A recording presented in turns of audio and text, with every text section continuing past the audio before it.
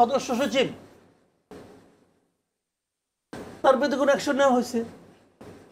এনসিপির আরেকজন লোক সে বলেছে যে পটিয়া থানাকে এখনো কেন মাটির সঙ্গে ঘুরিয়ে দেওয়া হয়নি, মিশিয়ে দেওয়া হয়নি, প্রকাশ্যে লিখছে। চট্টগ্রামের যে উদাহরণটা তুললেন সেখানেও কিন্তু অভিযোগ আছে যিনি গেছেন তিনি ইন্টারভিউ বোর্ডে পর্যন্ত কি করে গেলেন সেটা আছে। সিইসি সাবেক সিইসি নুরুল হুদার ক্ষেত্রেও কিন্তু এই প্রসঙ্গটা আছে, ওনাকে এতদিন কেন গ্রেফতার করা হয়নি। তো আমি আসবো আপনার কাছে, আমি একটু মাসুদ কামালের কাছে শুনে নিতে চাই। মাসুদ কামাল, আপনি কি মনে করেন যে আসলে এই ধরনের ঘটনা বাড়ছে কেন, বন্ধ করা যাচ্ছে না কেন? বন্ধ করার চেষ্টা হচ্ছে না, কাজে বন্ধ হচ্ছে না।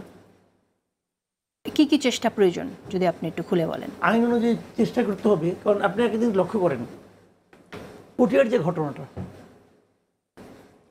পটিয়ার ঘটনাটাতে একজন ছেলেকে তারা ধরে আনলো, বললো এই ছেলেটা ছাত্রলীগ করে, এবং তাকে পিটাতে পিটাতে হাসপাতাল আপনার থানা পর্যন্ত নিয়ে আসলো, বললো তাকে গ্রেপ্তার করতে হবে।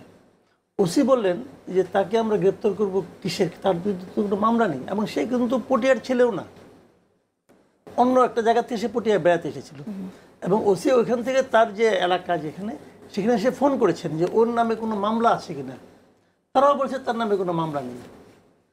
এখন তার নামে কোনো মামলা নেই, তাকে আমি গ্রেপ্তার করব কেন? এই ছিল বিরোধের জায়গাটা। ছাত্ররা বলেছে, ছাত্র মানে যারা গিয়েছিল ওখানে তারা বলছে না, গ্রেপ্তার করতে হবে কারণ সে ছাত্রলীগ করে, এবং ছাত্রলীগ তো করার কোনো স্কোপ না, কারণ ছাত্রলীগ নিষিদ্ধ সংগঠন, এখন ছাত্রলীগ করতো। সে কি ছাত্রলীগের পক্ষে ওই মুহূর্তে কোনো মিছিল করছিল? ছাত্রলীগের পক্ষে ওই মুহূর্তে সে কোনো বক্তব্য দিচ্ছিল? সে শহীদ মিনার এলাকায় ছিল, ওখান থেকে তারা ধরে নিয়ে আসছে। এখন এটা কেন করলো না, এটাকে কেন্দ্র করে দুই পক্ষে কথা কাটাকাটি এবং থানায় ভাঙচুর করা হয়েছে। দেখলাম ছবি টবি, থানায় ভাঙচুর করা হয়েছে, পুলিশ লাঠিচার্জ করছে, 19 জন না কজন আহত হয়েছে। এখন এটা বিভিন্ন কারণে কিন্তু হতে পারে। আপনি কি করলেন? আপনি ওসিকে প্রত্যাহার করে নিয়ে আসলেন।